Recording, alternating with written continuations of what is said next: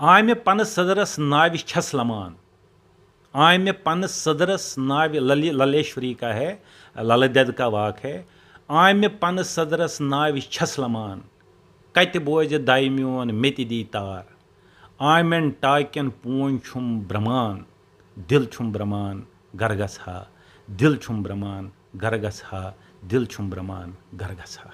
जब मोदी साहब ने हुकूमत संभाली, उनको आपकी चैनल के वसादत से याद दिलाना चाहता हूँ, सबसे पहले दस्तारपोशी जो उनकी की थी वो कश्मीरी पंडित ने की थी। कश्मीरी पंडित जो है ये एक नेशनलिस्ट कौम है, लेकिन अनफॉर्चुनेटली वज़ीर आज़म साहब, वज़ीर दाखिला साहब, आप लोगों ने हमें फॉर ग्रांटेड ले लिया। लेकिन उसको पाकिस्तान नहीं कहना चाहिए, वो टेररिस्तान है। उन्होंने पाकिस्तान ने इस्लाम को बदनाम किया। आप जो आज की डेट में भी देख लीजिए, आप किसी भी जगह आप अगर बैरूनी मुल्क में भी कोई पाकिस्तान से होगा, उसको पूछते हिंदुस्तान इंडियन को तो जाने देंगे, पाकिस्तानी को नहीं जाने देते, उसको नहीं देते हैं जाने, क्योंकि उन्होंने इस्लाम को बर्बाद किया है।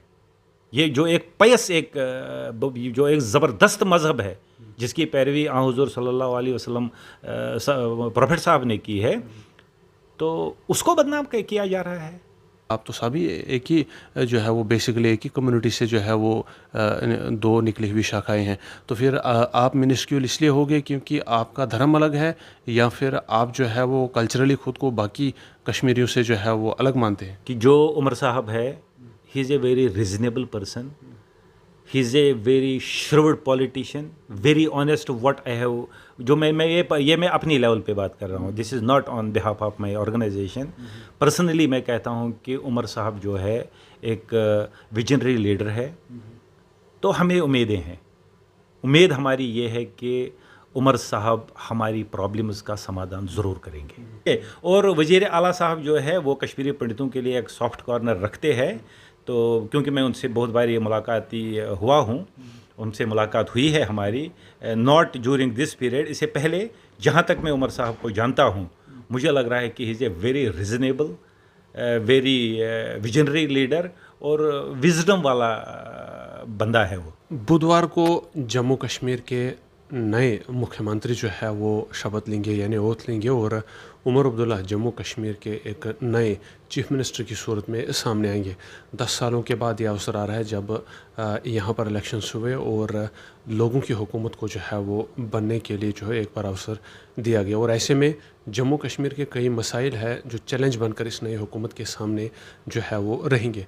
सबसे पहले हम स्टेटहुड की बात करें तो स्टेटहुड जो है वो पहली डिमांड है। उसके बाद जम्मू कश्मीर के अंदर बेरोज़गारी को एड्रेस करने का भी जो है वो एक बहुत बड़ा इशू बना हुआ है, और साथ ही साथ और कई मसाइल है जो जम्मू कश्मीर में जो है वो इस हुकूमत को उनका सलूशन जो है वो समाधान सामने लाना होगा। यहाँ के रिसोर्सेज की बात करें या बाकी मुद्दों की बात करें तो तमाम इश्यूज़ वक्तन फ़क्तन जो है वो सामने आए। जहां बेरोज़गारी ने पिछले कई सालों से जो है वो दस्तक दी है और जम्मू कश्मीर के अंदर हमें सिर्फ धरने जो है वो देखने को मिले, वहीं कश्मीरी पंडितों का भी जो मामला है, जो इशू है, वो जो है वो लाइमलाइट में रहा। और उस मामले को लेकर के कई सालों से जो है वो कई प्रदर्शन हुए, कई सालों से कई डिमांड्स जो है वो सामने आई, मुजाहरे हुए और बड़े बड़े आंदोलन जो है वो हुए। मामला ये था कि कश्मीरी पंडितों को वापस अपनी ज़मीन कश्मीर में जो है वो कब भेजा जाएगा, और जो वादे हुकूमतों ने इससे पहले किए उन वादों को अब पूरा जो है वो कौन करेगा और कब करेगा। अब चूँकि नई सरकार आ चुकी है तो तमाम मांग करने वाले लोग जो है वो एक बार फिर से सामने आने लगे हैं और नई हुकूमत के सामने एक बार फिर से अपनी डिमांड रखने के लिए जो है वो यक दर यक जो है वो सामने आ रहे हैं। वहीं कश्मीरी पंडितों के जो रिहेबिलिटेशन है, कश्मीरी पंडितों की जो रिटर्निंग है कश्मीर में, और साथ ही साथ जो इनकी सिक्योरिटी के मामले हैं, जो रिलीफ की एनहांसमेंट की बात ये लोग किया करते थे, और उसके अलावा भी बहुत जो मांगे थी कश्मीरी पंडितों के साथ जुड़ी हुई है, उनसे जुड़ी हुई बात, उन मसाइल से बातचीत करने के लिए हम इस वक्त यहाँ पर कुलदीप कश्मीरी जी के पास जो है वो पहुँचे हुए हैं। वर्किंग प्रेसिडेंट है ऑल इंडिया कश्मीरी पंडित कॉन्फ्रेंस के, और आज हम जो है वो इनसे पूछेंगे कि नई हुकूमत से ये क्या कुछ तवक्का जो है वो रखते हैं और क्या कुछ इनकी जो है वो रणनीति आगे की रहेगी। मैं पहली बार आपसे जो है वो रूबरू हो रहा हूँ और इससे पहले भी कश्मीरी पंडितों की जो मसाइल है मैंने वक्तन फ़क्तन सामने जो है वो लाए हैं और मंजर आम पर जो है वो आपकी डिमांड्स लाई है। अब आज से पहले आपने बहुत सारे प्रोटेस्ट किए और हमने जमकर जो है वो जम्मू में आप लोगों के मुजाहरे देखे कश्मीर वापस जाने को लेकर के। नई हुकूमत बन चुकी है, अब नई हुकूमत के कंधे पर तो बहुत ज़िम्मेदारियाँ हैं, उसमें से एक कश्मीरी पंडितों की जो रिटर्निंग है वो भी है। आप लोगों को अपने घर वापस जाना है, कश्मीर जाना है, यहाँ जम्मू में या बाकी जगहों पर जो भारत में आप कहीं रह रहे हैं वो आप टेम्परेरी रह रहे हो और वहाँ आपके घर जो है वो टेम्परेरी है, लेकिन अपनी होमलैंड पे वापस जाने के लिए ही आपकी सारी स्ट्रगल आज तक जो है वो थी। वादे तो बीजेपी ने इससे पहले भी किए लेकिन हमने कोई खास प्रोग्रेस उसमें नहीं देखी। अब नई हुकूमत से क्या तवक्का रखते हैं आप? नासिर साहब, सबसे पहले तो मैं आपका बहुत शुक्रगुजार हूँ कि आपने मुझे मौका दिया बात करने के लिए, पर्टिकुलरली इस रिटर्न की जो आप बात कर रहे हैं, इसके लिए आपका मैं बहुत बहुत शुक्रगुजार हूँ। नासिर साहब, सवाल सिर्फ वापसी को लेकर नहीं है। सबसे पहले मैं बात करूँगा, जब हम कश्मीर से यहाँ पे आए थे, हम खुद आए थे, हमें निकाला गया था। हमारी जो हम यहाँ पे माइग्रेशन करके आ गए थे वो क्यों हुए थे, कैसे हुआ था वो मामला सारा, ये एक डिबेटेबल सब्जेक्ट है, इस पे कभी और बात करेंगे। लेकिन हमारा सबसे पहला जो सवाल आज की डेट में है वो खाली रिटर्न का नहीं है। हमें वो 35 साल जो हमारे ज़ाया हो गए उसका हिसाब, हम इतनी बड़ी डेमोक्रेसी में रहते हैं जिसकी क़यादत आज एक होनहार वज़ीर-ए-आज़म के हाथ में है, तो मुझे लग रहा है बहैसियत कश्मीरी पंडित कि उनको वो 35 साल का हिसाब तो बनता है। क्या कुछ जो है वो 35 साल का हिसाब है, क्या थोड़ी वजाहत करेंगे आप कि क्या क्या हुआ है? आज तक हम नासिर साहब बहुत वजाहत करते रहे। सबसे बड़ी वजाहत इसकी यही है कि हमारी चौथी जनरेशन जो है वो ख़त्म होने के कगार पे है। ये बहुत ही विडंबना है, बहुत ही बदकिस्मती है कि दुनिया की सबसे बड़ी डेमोक्रेसी में एक छोटी सी मिनिस्क्यूल कम्युनिटी जो है कश्मीरी पंडित्स की, उसको गवर्नमेंट ऑफ इंडिया आज तक रेहबिलिटेट नहीं कर पाई। आप बताइए मुझे, आज से 10 साल पहले, 10 साल से ज़्यादा हो गए जब मोदी साहब ने हुकूमत संभाली, उनको आपकी चैनल के वसादत से याद दिलाना चाहता हूँ, सबसे पहले दस्तारपोशी जो उनकी की थी वो कश्मीरी पंडित ने की थी। याद दिलाना चाहता हूँ मैं आज के वज़ीर दाखिला साहब को कि आपकी दस्तारपोशी जो है वो हमारे एक बहुत बड़े इंटेलेक्चुअल काशीनाथ पंडिता जी ने की थी और हमारी बहुत तवक्का थी आपसे। आज भी हम वो तवक्का रखते हैं, लेकिन आपकी क्या मजबूरियाँ हो गई, क्या कुछ या तो आपके पास शायद हमारी मैसेज जो है प्रॉपरली पहुंच नहीं पाती है, नहीं तो इतने बड़े जिनको कुछ लोगों ने राम जी का अवतार भी कहा कि राम जी का अवतार है ये वज़ीर-ए-आज़म, और मन की बात में आज तक कश्मीरी पंडित की आपने कभी वजाहत तो दूर की बात है, वजाहत करना नाम तक जिक्र तक नहीं लिया।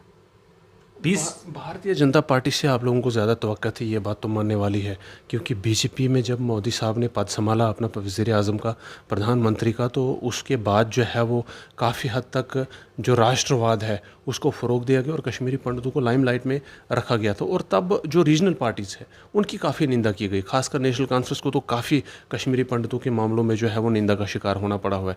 लेकिन अब देखा जा रहा है कि भाजपा ने भी अपना कार्यकाल 10 साल का गुजार दिया, अब उसके आगे का कार्यकाल गुजार रही है। आपके मुद्दे तो बीजेपी ने भी जो है वो सॉल्व नहीं किए हैं, तो आपको क्या लगता है अब कश्मीरी पंडितों का क्या जो है वो स्टेप्स रहेंगे और अब रणनीति क्या रहेगी आपकी, क्योंकि बहरहाल आपको तो वापस कश्मीर जाना ही जाना है? नासिर साहब, मैं आज उस स्टेज पे आ गई है हमारी कौम कि अब हमें सच बताना चाहिए जी।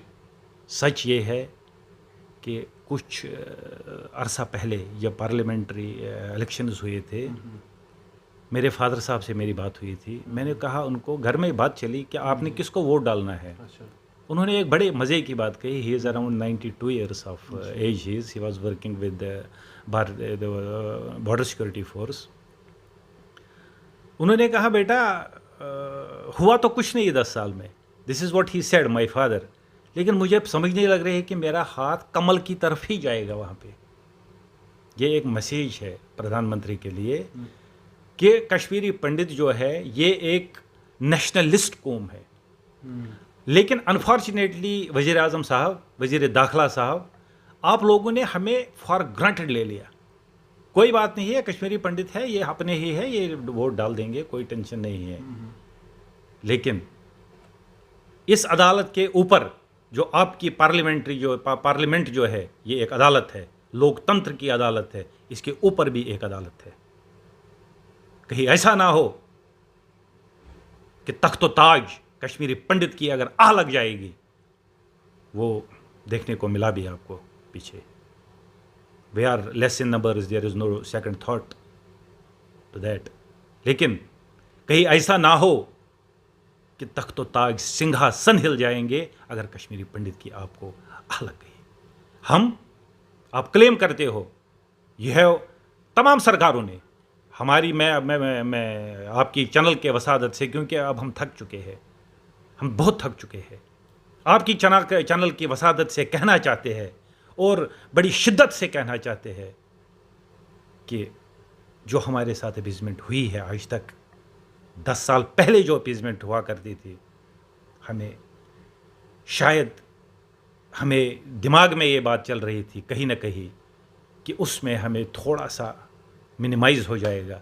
लेकिन उस अपीजमेंट पॉलिसी में हम फिर वही सेलिंग प्रोडक्ट बन के रह गए। कभी कश्मीरी फाइल की सूरत में, कभी किसी पार्लियामेंट्री इलेक्शन में आपने मगरबी बंगाल में बात करनी है, किसी भी पॉलिटिकल पार्टी को आपने उड़ीसा में बात करनी है, आपने उत्तर प्रदेश में बात करनी है, तो प्लीज़ हमें अब सेलिंग प्रोडक्ट मत बनाइए। मन की बात में हमारी बात करिए, हम घर वापस जाना चाहते हैं। हमारा फिर अगर आप सेलिंग प्रोडक्ट बनकर रह गए हैं तो सॉल्यूशन क्या है आप लोगों का? सॉल्यूशन कहाँ से लेना चाहेंगे आप, और क्या कुछ जो है वो अब आप कश्मीरी पंडित, आपने जो कि वर्किंग प्रेसिडेंट भी ऑल इंडिया कश्मीरी पंडित जो कॉन्फ्रेंस है उसके, और भी बहुत सारी पंडित्स की ऑर्गेनाइजेशन जो है वो इस वक्त बनी हुई है, आप तमाम लोगों की क्या रणनीति रहेगी अब फर्दर जो है वो अपनी रिहेबिलिटेशन को लेकर? नासिर साहब, मैं इसको थोड़ा सा वजाहत पे बताऊंगा, अगर आपके पास टाइम है। मैं 5 मिनट और ले लूँगा आपसे। मसला ये है कि आज की डेट में हर जगह डंडोरा पीटा जा रहा है कि we have restored peace in Kashmir valley, लेकिन मुकम्मल पीस तब तक नहीं आएगी। आप मेरे को आपसे कोई वज़ीर आज़म साहब, वज़ीर दाखिला साहब और यहाँ के जो हमारे on the helm of affairs जो लोग हैं, आप पीस आपने रेस्टोर की। अगर आपकी पीस रेस्टोर हो गई है, कश्मीरी पंडित को रिहेबिलिटेट क्यों नहीं कर पा रहे हो? ये तो सिंपल सा सवाल है। We are original inhabitants of Kashmir valley and you are claiming कि हमने पीस रेस्टोर की है। लेकिन अगर आपने पीस रेस्टोर की है तो कश्मीरी पंडित को रिहेबिलिटेट क्यों नहीं कर रहे हो? कॉन्ट्राडिक्टरी तो रिजल्ट भी इलेक्शंस का आ गया, पीस रेस्टोर हुआ था, पार्टी तो कोई और जीत कर आ रही है। That is what I am telling you. ये जो वर्डिक्ट आ गया, अब तो मैं कह दूंगा, मैं कहूँगा आपको, ये तो पोलराइज्ड वर्डिक्ट है। वहाँ पे तो लोगों ने जो नेशनल कॉन्फ्रेंस को आपने जितनी भी डेवलपमेंट आपने की, आपने हर कोई पैसा आपने लगाया, डेवलपमेंट आपने की, लेकिन आपको वहाँ पे एक सीट भी नहीं मिली। कश्मीरी पंडितों को भी आपने खड़ा कर दिया, आपको सीट नहीं मिली वहाँ पे। हवागदल सीट आपको नहीं मिली। जम्मू में आपको बेशक सीटें मिल गई। अगर आप यहाँ पे देखेंगे, पीर पंजाल का एरिया देखेंगे, आप इधर चनाब वैली देखेंगे, वहाँ पे भी तो आपको किसी ने कोई सीट नहीं मिली। और अब कितना ही कहें, आपके जो क़यादत है वो भी, जो कभी बसों में घुमा करते थे, ख्यालों में, कभी गाड़ियों में जाते थे, अपना चलिए वो गुजरी में बातें करते रहते थे, वो भी सीट हार गई। वो भी गिर गए हैं। मतलब है कि बहुत बड़ा धक्का लगा पार्टी को जब उनको जो है वो हार का सामना वहाँ करना पड़ा। हालांकि अध्यक्ष थे वो। खैर, हम वापस मैं आपके सवाल की तरफ आने की कोशिश करूँगा कि क्या रणनीति रहेगी फिर आप लोगों की अब? देखिए नासिर साहब, रणनीति सिर्फ एक है। गवर्नमेंट ऑफ इंडिया को सोचना चाहिए कि जो हार्ड लाइन कश्मीर में है, आज की डेट में भी अगर है, वो तो कह रहे हैं कि नहीं है, गवर्नमेंट ऑफ इंडिया कह रही है, या बरसर इक़्तिदार जो पार्टी है वो कह रहे हैं कि नहीं है, लेकिन अगर आपको सच में डाइल्यूट करना है वहाँ पे मामला, Kashmiri Pandit, history is witness to it, तवारीख गवाह है, only Kashmiri Pandit is having the capacity and capability to dilute hard line in Kashmir valley. Reconciliation, rapprochement, जो आप खुद रिकनसाइल करते हो, आप रिकनसाइल करते हो, आप रीअप्रोच करते हो, दरवाजे बंद किए गए आपके ऊपर, आप मिलने गए सेपरेटिस्ट लोगों से। आपको लगता है कश्मीरी पंडित जो है वो एबिलिटी रखते हैं कि उनके साथ ऐसा ना हो? मैं आपको कहता हूं कि अगर कश्मीरी पंडित को आप मौका देते हो, Kashmiri Pandit is capable enough, he can and he has been doing it over the years. क्योंकि कश्मीर जो है ये हमारी शहरग है। वो पार वाले कहते हैं कश्मीर हमारी शहरग है, लेकिन मैं एक कार्यकर्ता हूँ, मैंने बालों में रंग लगाया है, मैं उनको भी, उन दोस्तों से भी बात करना चाहता हूँ। कश्मीर आपकी शहरग नहीं है, कश्मीर शहरग हमारी है, और जो आपके पास जो हमारा हिस्सा पड़ा हुआ है उसको भी एक दिन हम वापस ले लेंगे, लेकिन वो ऐसे नहीं आएगा। वज़ीर आज़म साहब, शारदा टेम्पल जो है जिसकी आप बात करते हैं, उसके साथ हमारा मन है, उसके साथ हमारा जिगर है, उसके साथ हमारी इमोशंस है, लेकिन पहले शंकराचार्य की तो बात कीजिए ना, जिसको कोही सुलेमान का नाम दिया जा रहा है। पहले पर्वत का नाम तो देख लीजिए ना, उसका तो संरक्षण कीजिए ना। पहले कश्मीरी पंडितों की ये जो हमारे पास है, जो हमारे हिस्से में है, जो हमारे हिस्से में जो कश्मीर है, उनका तो प्रोटेक्शन कीजिए। क्यों शारदा की बात कर रहे हैं अभी? शारदा की तो आप तो वो तो दुखती हुई रग पे ना, कश्मीरी पंडित की दुखती हुई रग पे हाथ रख रहे हो। पहले हमारी जो अपने जो हमारे ज़ियारतें हैं उनको तो पहले महफूज कर दीजिए ना, उनके तो नाम रेस्टोर कर दीजिए ना, उसके बाद शारदा की बात करेंगे। तो फिर आज तक कश्मीरी पंडितों ने पॉलिटिकल पार्टीज़ पर इतना क्यों फेथ किया? क्यों अपने सारे मसाइल जो है वो उनके सुपर्द कर दिए हल करने के लिए, जब अल्टीमेटली आपको पता था कि किसी भी पॉलिटिकल पार्टी ने जो है वो आज से पहले भी हल नहीं किया? तो एक पॉलिटिकल पार्टी पर इतना फेथ क्यों, इतना भरोसा क्यों किया, जब आज आपको उसका नतीजा जो है वो बिल्कुल वही मिल रहा है जो पहले मिलता था? देखिए, मैं आपको इसका सवाल मैंने आपको इब्तिदा में ही दे दिया, मैंने इब्तिदा में ही इसका सवाल दे दिया। कश्मीरी पंडित एक मिनिस्क्यूल कम्युनिटी है।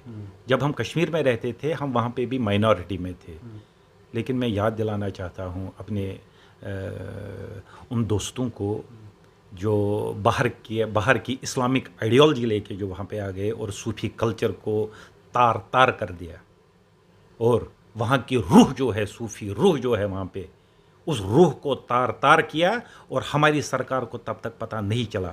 नहीं तो ये कौन सी बड़ी बात थी। मैं उसी आपके सवाल का जवाब मैं दे दूंगा। तो हमारी दास्तान इतनी लंबी है कि नासिर साहब, अगर आप मेरे पास बैठोगे या किसी भी कश्मीरी पंडित के पास बैठोगे, आपको एक महाभारत के जितने पेज है उतने भी भरोगे तो तब भी हमारी जो दास्तान है, तब भी हमारी जो विडंबना है वो पूरी नहीं होगी। क्यों हमारी माइग्रेशन हुई? आपके इतनी फौज है, सब्जेक्ट है, डिबेटेबल सब्जेक्ट है। एक मिनिस्क्यूल कम्युनिटी को आप बचा नहीं पाए। The then government of India में आज की सिक्योरिटी पर सवाल है, इससे पहले भी उठा जब कहा गया अमन अमान बरकरार हो गया, लेकिन जम्मू डिवीज़न भी उसकी लपेट में आ गया। जम्मू डिवीज़न भी उसकी लपेट में आ गया। अमन अमान में वो तो आप खुद बता रहे हैं। आपका जो क्वेश्चन है, आप कह रहे हो कि आप पॉलिटिकल पार्टीज़ पे भरोसा क्यों करते हो। देखिए, हमारे पास कोई विकल्प भी नहीं है। अगर आप देखोगे, विकल्प क्यों नहीं है? क्या कश्मीरी पंडित कश्मीरी मुस्लिम से अपने आप को अलग मानता है? आप लोगों का धर्म अलग हो सकता है, लेकिन जो डिनोटेशन है आपकी वो तो कश्मीरी है। आप तो सभी एक ही जो है वो बेसिकली एक ही कम्युनिटी से जो है वो दो निकली हुई शाखाएं हैं। तो फिर आप मिनिस्क्यूल इसलिए हो गए क्योंकि आपका धर्म अलग है, या फिर आप जो है वो कल्चरली खुद को बाकी कश्मीरियों से जो है वो अलग मानते हैं? नहीं, कल्चरली अगर आप देखेंगे, ये तो आप हो जाएगा ना, थोड़ा सा गड़बड़ हो जाएगी, लेकिन मैं कह दूंगा, अभी हाल ही में मेरी एक बुक रिलीज़ हुई है, आप पढ़ लेना उसको। मैं उसको प्रमोट नहीं कर रहा हूँ आपके चैनल से। साइलेंट क्राइज के नाम से एक किताब है। हमारा कल्चर जो है वो एक ही है, हमारे एंसेस्टर्स जो है वो सेम है, and it has been admitted by most of the people. मतलब इस पर एडमिट करने की ज़रूरत भी नहीं है, इट इज़ ए फैक्ट। ये एक फैक्ट है। हमारा खून एक है, हमारी नस्ल एक है। तो अब हिस्ट्री में जाएंगे तो वो एक बड़ा लंबी चौड़ी कहानी बन जाएगी। वो हमारे भाई है। कश्मीरी पंडित को ओरिजिनल कश्मीरी मुसलमान से अलग करना नामुमकिन है। ये नामुमकिन सी बात है। हम भाई है, कुछ आप एक सफारतकार हो, आपको पता होना चाहिए इस बात का कि धर्म परिवर्तन हो गया, कुछ हमारे दोस्त कुछ लोगों ने मज़ार पकड़ लिया, कुछ लोगों ने चिताएं पकड़ ली। तो मतलब हमें धर्म भी हमें अलग नहीं कर सकता है। हमारा एक कल्चर है, एक सूफी कल्चर है हमारा जो हुआ करता था।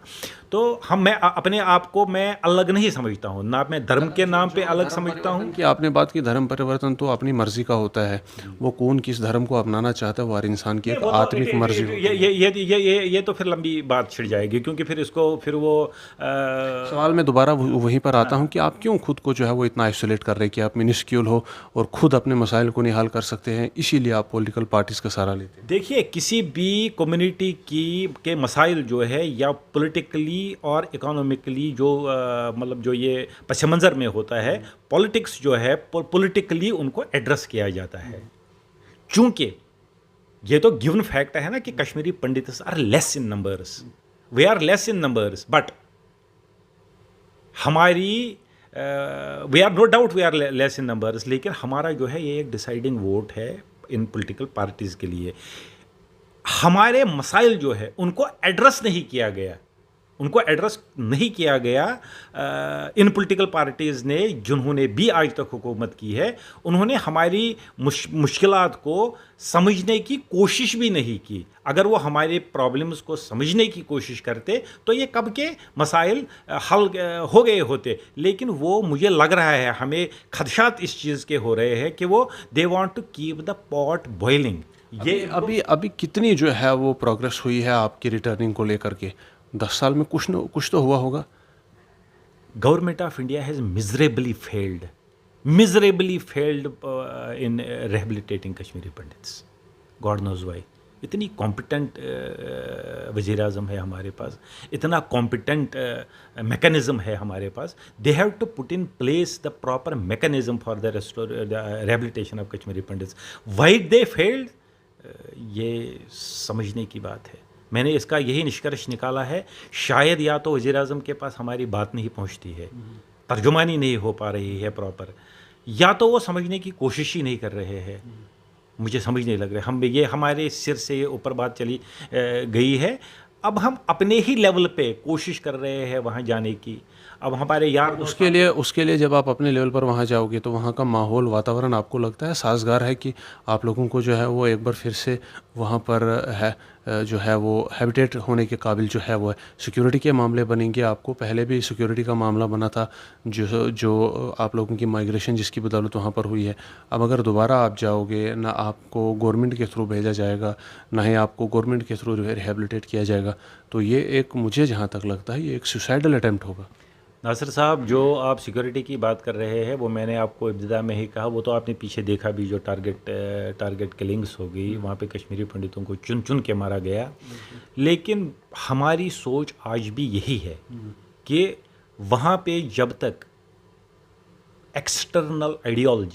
एक्सटर्नल इस्लामिक आइडियोलॉजी जब तक वहाँ पे काम करती है, पैन इस्लामिक आइडियोलॉजी मैं कहता हूँ, मैं ये नहीं कह रहा हूँ कि मैं किसी धर्म को, इस्लाम बड़ा सही धर्म है और हम इज़्ज़त करते हैं हर धर्म की, लेकिन पैन इस्लामिक आइडियोलॉजी जो वहाँ पे है, जब तक वो वहाँ से एलिमिनेट नहीं हो जाती है, तब तक वहाँ पे सिक्योरिटी के खदशात यकीनन कश्मीरी पंडित को रहेंगे। और ऐसा हुआ भी है। और कश्मीरी पंडित जिसको वहाँ से निकाला गया, एक साजिश के तहत इसको निकाला गया, मैंने बोला आपको वो डिबेटेबल सब्जेक्ट है और उस पर बात करेंगे कभी। सुनिए पूरी बात सुनिए। कश्मीरी पंडित जाएगा वापस, लेकिन अपनी शर्तों पे जाएगा। आज की डेट में वहाँ पे कंड्यूसिव एटमॉस्फेयर कश्मीरी पंडित के लिए नहीं है। बिकॉज व्हेन आई रिकॉल कि हम कैसे वहाँ से निकले थे, किस ट्रॉमा में हम निकले थे, कैसे निकले थे। अगर हमारे आज की डेट में आप देखें, वहाँ पे कश्मीरी पंडित का जाना सुसाइडल होगा। हम जाएंगे अपने तय किए हुए वक्त पे जाएंगे, मुस्तकबिल में जाएंगे अपने तय किए हुए वक्त पे और अपने शर्तों के बुनियाद पे जाएंगे हम वहाँ पे, और वहाँ के मुआशरे में मिक्स होके बैठेंगे। हमें कोई अलग शलग रहने की ज़रूरत नहीं है। आपने कहा कि साजिश के तहत निकाला गया, और साजिश का धर्म से क्या लेना देना होता है? आपने कहा ना कि पैन इस्लामिक आइडियोलॉजी हमारे लिए ख़तरा है, और दूसरी तरफ साजिश से आपको निकाला गया। क्या वो साजिश उसी पैन इस्लामिक आइडियोलॉजी का जो है वो नतीजा थी, या फिर साजिश अलग तरीके से हुई? यकीनन आप देख सकते हैं, यकीनन आप देख सकते हैं, हमारा हमसाया मुल्क है, उसको पाकिस्तान नहीं पाई, क्योंकि जहाँ तक मैं इस्लाम समझता हूँ, मेरे फादर साहब से बात करिए, उनको कुरान मजीद पाक के सारे जो वर्सेस है वो मतलब वो याद है उनको, लेकिन उसको पाकिस्तान नहीं कहना चाहिए, वो टेररिस्तान है। उन्होंने पाकिस्तान ने इस्लाम को बदनाम किया। आप जो आज की डेट में भी देख लीजिए, आप किसी भी जगह आप अगर बैरूनी मुल्क में भी कोई पाकिस्तान से होगा, उसको पूछते हिंदुस्तान इंडियन को तो जाने देंगे, पाकिस्तानी को नहीं जाने देते, उसको नहीं देते हैं जाने, क्योंकि उन्होंने इस्लाम को बर्बाद किया है। ये जो एक जो एक ज़बरदस्त मज़हब है, जिसकी पैरवी हुज़ूर सल्लल्लाहु अलैहि वसल्लम प्रोफेट साहब ने की है, तो उसको बदनाम किया जा रहा है। जिन्होंने एक सूफ़ी संतों का क्या इरशाद हिंदू मुस्लिम सिख इतिहास, ये तो एक इस्लाम की ही बात है, लेकिन उसको तार किया गया है। किसने किया? वो तो पैन इस्लामिक फोर्सेस जो काम कर रहे हैं। अभी जहाँ तक आप लोगों की रिहैबिलिटेशन की बात है, आपने कहा कि ये वाली गवर्नमेंट फेल हो चुकी है। अब नई गवर्नमेंट से क्या उम्मीदें हैं आपको? क्या उमर अब्दुल्ला साहब, आप मरकज़ की बात कर रहे हैं? नहीं, अब मैं जम्मू कश्मीर में जो नई सरकार बन रही है, जिसका बुधवार को उमर साहब जो है वो ओथ भी लेने वाला है एज ए CM, क्या उम्मीदें और क्या जो है वो आपकी मांग रहेगी, और साथ ही साथ जो आपकी एनहांसमेंट ऑफ रिलीफ है उसको लेकर के क्या आप कहना चाहेंगे? मैं उसके बारे में जो हमारी पास्ट एक्सपीरियंसेस की बुनियाद पे कह रहा हूँ मैं आपको कि अगेन वही होगा। हम मरकज़ के पास जाएंगे कि हमारा समाधान कीजिए, वो बोलेंगे CM यहाँ की सरकार नहीं मानती। यहाँ की सरकार के साथ बात करेंगे, we have been doing this in past also, तो वो बोलेंगे कि मरकज़ नहीं मानता है। हाँ, उम्मीदें हैं जो पीछे हमने देखा जब से, लेकिन उस पर मेरे साथ बात मैं नहीं कर पाऊँगा उस पर, जब से 35 से और 370 का एब्रोगेशन हो गया, तो उसके बाद अब सरकार बनी है। लेकिन आपकी सरकार दावा करती है कि जम्मू वालों के साथ भी नाइंसाफ़ी नहीं होगी, जम्मू के साथ भी जो है वो बराबर का इंसाफ होगा, हालांकि यहाँ से सीटें मैक्सिमम बीजेपी ने निकाली। नासिर साहब, बात सुनिए आप मेरी। सवाल ये है कि ये तो बाद की बातें हैं ना। जब तक आपकी स्टेटहुड रेस्टोर नहीं होती है, जब तक आपकी स्टेटहुड रेस्टोर नहीं होती है, ये तो पपेट्स है। वो क्या करेंगे? मेरे को बताओ ना। जहाँ तक स्टेटहुड का सवाल है, इलेक्शंस और these are polls without electricity. Elections और स्टेटहुड का जहाँ तक बात है, वो एक कॉन्स्टिट्यूशनल राइट है जम्मू कश्मीर के को। मुझे लगता है कि ऑनरेबल सुप्रीम कोर्ट का भी जो है वो इसमें कंसेंट है कि लोगों का राइट उनको दिया जाना चाहिए। जैसे इलेक्शन उन्होंने करवाया, हो सकता है स्टेटहुड का भी एक लेजिटिमेट जो प्रोसीजर है वो शुरू किया जाए और मिल जाए वो। फिर भी चीफ मिनिस्टर तो हमारे ही है, आपके ही है, तो क्या उनसे भी आपको तवक्का नहीं है? क्या इतना पॉलिटिकल पार्टी से आप लोग अब जो है वो आप लोगों का मन भर गया है कि आप किसी भी पॉलिटिकल पार्टी पर आप फेस जो है वो करें ही ना? देखिए, हमारी तवक्का है कि जो उमर साहब है, he is a very reasonable person, he is a very shrewd politician, very honest. What I have, जो मैं अपनी लेवल पे बात कर रहा हूँ, this is not on behalf of my organisation. Personally मैं कहता हूँ कि उमर साहब जो है एक विजनरी लीडर है। तो हमें उम्मीदें हैं। उम्मीद हमारी ये है कि उमर साहब हमारी प्रॉब्लम्स का समाधान ज़रूर करेंगे। अपनी जगह पर अगर मैं आपसे पूछूं, जितना कि आपने कहा कि 35 सालों से आप सहते आ रहे हैं, आपका विजन जो है वो अब क्लियर होगा, आपका एक्सपीरियंस भी जो है वो अब ज़्यादा होगा, इस मुद्दे को लेकर के आप अंडरस्टैंड कर चुके होंगे, क्या कश्मीरी पंडित्स के वापस जाने की पॉसिबिलिटी है? मुझे लग रहा है कि मरकज़ में जो हुकूमत है वो एक होनहार वज़ीर आज़म के हाथ में है, और यहाँ की जो हुकूमत आई है, भगवान करे, अल्लाह करे कि स्टेटहुड रेस्टोर हो जाए यहाँ, तो उमर साहब भी एक विजनरी लीडर है। तो मुझे लग रहा है कि उमर साहब प्रधानमंत्री साहब से, वज़ीर आज़म साहब से हमारे बारे में बात करेंगे। I am sure. कि वो करेंगे यानी कि श्योरली ये वाली हुकूमत आप लोगों को वहाँ भेज देगी। श्योरली उमर साहब ने, मुझे लग रहा है कि बात की भी होगी, मुझे लग रहा है ऐसा, बिकॉज अब वो तो बरसर इक़्तिदार तो अब आ ही गए हैं, वो नए वज़ीर आला बनने वाले हैं। तो मोदी साहब को भी एक मजबूरी तो मैं नहीं कहूँगा, उनके पास भी अब कोई विकल्प ही नहीं है, जो भी उनको करना चाहिए उनको वज़ीर आला के थ्रू ही करना चाहिए। और वज़ीर आला साहब जो है वो कश्मीरी पंडितों के लिए एक सॉफ्ट कॉर्नर रखते हैं।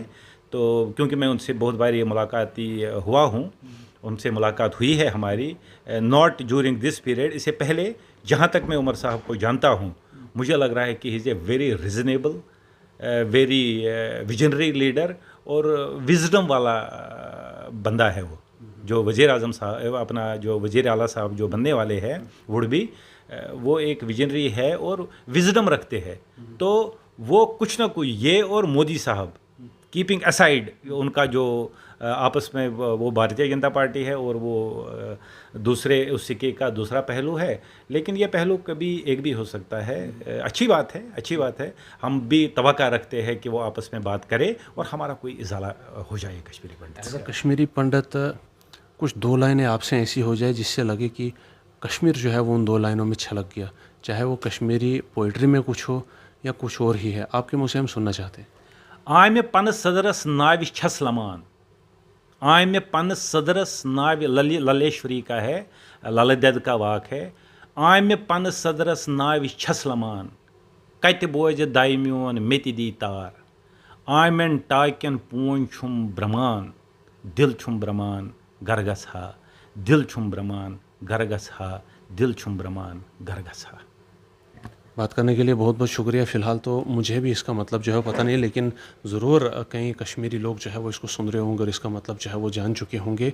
मैं एक बार फिर से आपको याद दिला दूं, नई हुकूमत जम्मू कश्मीर को जो है वो मिल चुकी है और आवाम की जो दरीना मांग थी, जम्मू कश्मीर की दरीना मांग थी, 10 साल के बाद वो अवसर दिया गया और एक लोकतंत्र जो है वो जम्मू कश्मीर के अंदर बहाल हुआ। प्रेसिडेंट का रूल भी जो है वो हट चुका और जम्मू कश्मीर के नए चीफ मिनिस्टर श्री उमर अब्दुल्ला जो है वह ओथ लेने वाले हैं बुधवार को, और यहाँ पर जो है वो हुकूमत अपना काम शुरू कर देगी। बड़े मसाइल है, बड़े चैलेंजेस है और बहुत सारे मुद्दों को हल करना होगा, पर हुकूमत भी जो है वो काफ़ी बेहतर समझी जाती है। उमर अब्दुल्ला साहब की बात करें तो एक मायनाज और प्रोमिनेंट पॉलिटिशियन है और काफ़ी जो लोकप्रिय नेता है, और उनसे सबको तवक्का है कि उनके लिए इस हालात से जम्मू कश्मीर को बाहर निकालना कोई मुश्किल नहीं है, क्योंकि नेशनल कॉन्फ्रेंस इस काम के लिए जो है वो जानी जाती है। आज जिस मुद्दे पर हमने बात की वो थी कश्मीरी पंडित्स की रिहैबिलिटेशन और रिटर्निंग को लेकर के, साथ ही साथ जो इंक्रीमेंट, इनको एनहांसमेंट जो है वो रिलीफ में ये लोग मांग रहे थे उसको लेकर के, और कश्मीर में वातावरण को लेकर के, कश्मीरी पंडितों की क्या कुछ